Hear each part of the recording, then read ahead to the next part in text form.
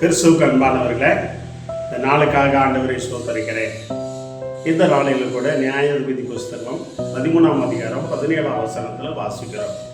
அங்கே மனோவாவுக்கு அவனுடைய மனைவியும் குழந்தை இல்லாமல் இருந்தது. அங்கே தேவதூதன் அவருக்கு தரிசனமாகி உங்களுக்கு குழந்தை கிடைக்கும் என்று ஆண்டவர் சொல்லுகிறார் என்று சொல்லி அவருக்கு குழந்தை பாக்கியத்தை கொடுக்குறார்.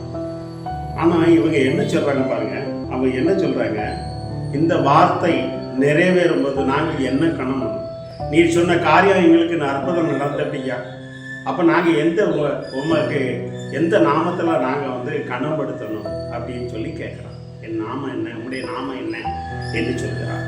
அப்போ எனக்கு அற்புதம் நடக்க போகுது, அற்புதம் நடந்துட்டு அப்போ நான் கனம் பண்ணணுங்களா? ஒருவேளை ஊழியக்காரனாக இருக்கலாம், தீர்க்கதரிசியாக இருக்கலாம், நமக்கு ஒரு இடத்துல வேலை கொடுத்துட்டு அந்த என்ன முதலாளியை கனம் பண்ணலாம், என்ன தொழிலில் யாரை கனம் பண்ணணும்.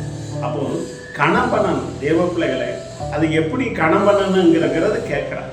எந்தெந்த விஷயத்தில் கனம் பண்ணணும், அவருடைய பேர் என்ன, நாமம் என்ன என்று சொல்லி அவர் கேட்குறார். இந்த வார்த்தை கேட்டுக்கொண்டு இருக்கிற தேவனுடைய பிள்ளைகளே, அப்போ பாருங்க, அநேகர் அற்புதத்தை பெற்றுருவாங்க. ஒரு ஊழியக்காரர் ஜெபம்னே அற்புதம் நடந்திருக்கும்.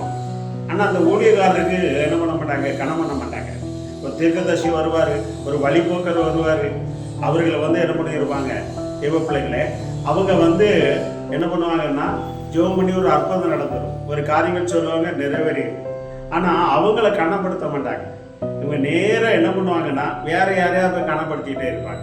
அப்போ அதுக்கு தான் அவங்களுடைய நாமம் என்ன, யார் செய்தா அவங்கள தான் கனப்படுத்தணும். யார் மூலமாக ஆண்டவர் அற்புதங்களை செய்தா அவங்கள தான் கனப்படுத்தணும். இங்க சரி தேவ பிள்ளைகளே, சரிவர் இங்க ஒருத்தர் ஊழியக்காரர் உபவாசம் இருந்து 3-4 நாள் உபவாசம் இருந்து ஜெபம் பண்ணுவார். கடைசியில் அவரை கனப்படுத்த மாட்டாங்க தேவ பிள்ளைகளே. அவங்க போகிற சபை, இன்னைக்கு சபையை கனப்படுத்துகிற அது ரெண்டாவது. தேவ பிள்ளைகளை முதல்ல யார் மூலமாக அற்புதம் நடக்கிறதோ அவர்களை நீங்கள் என்ன பண்ணணும், யார் வழியாக ஆண்டவர் அற்புதம் செய்கிறாரோ அவங்களை கனப்படுத்தணும். அதான் ஆண்டவர் சொல்லுகிறார், தேவ பிள்ளைகளை இவர்களுக்கு எதை செய்தீர்களோ அதை எனக்கே செய்தீர்கள் என்று சொல்கிறார். அப்போ உங்களுக்கு யார் மூலமாக தேவன் அற்புதங்களை செய்கிறார் அப்படின்றா, அவர் பாஸ்டா இருக்கலாம், சோசியஸராக இருக்கலாம், தீர்க்கதரிசியாக இருக்கலாம், இல்லை பிஷப்பாக இருக்கலாம், இல்லை ரெவரண்டா யாராக இருக்கலாம், ஒரு பெரிய பணக்காரனாக இருக்கலாம், ஏழையாக இருக்கலாம், யாராக அவங்களுக்கு நீங்கள் கனப்படுத்த வேண்டும். அவங்களுடைய பேரை கேட்டால் அதான் கேட்குற, உங்களுடைய நாமம் என்ன அப்படின்னு கேட்குறோம் தேவ பிள்ளைகளே. அப்போ என் நாமத்தை என்ன நீ கேட்கறது என்னன்னு சொல்லி இந்த வார்த்தை கேட்டுக்கொண்டிருக்கிற தேவ பிள்ளைகளே, அது மனவர் ரொம்ப கரெக்டாக கேட்குறாரு பாருங்க. தேவ பிள்ளைகளே, நம்ம அற்புதம் பெற்றதுக்கப்புறம் நம்ம யாருக்கு கனப்படுத்தணும், அது தெரியாமல் போயிடக்கூடாது. யாருக்கு நமக்கு நன்றி சொல்றவங்களா இருக்கணும், யாருக்கு உதவி செய்யணும் தெரியாமல் இருக்கக்கூடாது. அப்படிங்கிறதுக்காக நான் யாரை கனம் பண்ண வேண்டும் சொல்லி மனவா கேட்கிறார். இந்த வார்த்தை கேட்டுக்கொண்டு இருக்கிற தேவனுடைய பிள்ளைகளை, அந்த கணவன் யார் மூலமாக உங்களுக்கு நன்மை வருகிறதோ அவங்களுக்கே நீங்கள் சரியானபடி கணத்தை செலுத்தணும் தேவ பிள்ளைகள். அதை தான் தேவன் விரும்புகிறார். அதை விட்டு தேவ பிள்ளைகள் நான் அங்கே செஞ்சேன், இங்கே செஞ்சேன், ரோட்டை போகிறவனுக்கு செஞ்சேன், அங்கே அந்த இடத்துக்கு செஞ்சேன், இந்த இடத்துக்கு செஞ்சேன், எல்லாம் ஊழியத்துக்கு தானே போகுது, எல்லாம் ஊழியத்துக்கு தான் சொல்லி அப்படியே கடலத்துக்கு போட முடியாது. தேவ பிள்ளைகளை யார் மூலமாக ஆண்டவர் உங்களுக்கு நன்மை செய்கிறாரோ அவங்களுக்கு நீங்கள் கணத்தையும் மகிமை செலுத்தணும். அதை தான் தேவன் விரும்புகிறார்.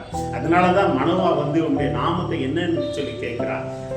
இதுவரைக்கும் நீங்க எப்படி யாராவது நீ செலுத்தாம இருந்தா அப்படி நீங்க என்ன பண்ணுங்க, கணத்தை செலுத்துங்க தேவ பிள்ளைகளே. நான் உங்க இஷ்டப்படி பாருங்க, நான் அதான செஞ்சேன், இதை செஞ்சேன், அவன் சரியில்லை, இது சரியில்லை, முன்னால் நல்லா இருந்தார், இப்போ சரியில்லை, அதெல்லாம் இந்த வேளாண்டெல்லாம் பேசாதங்க.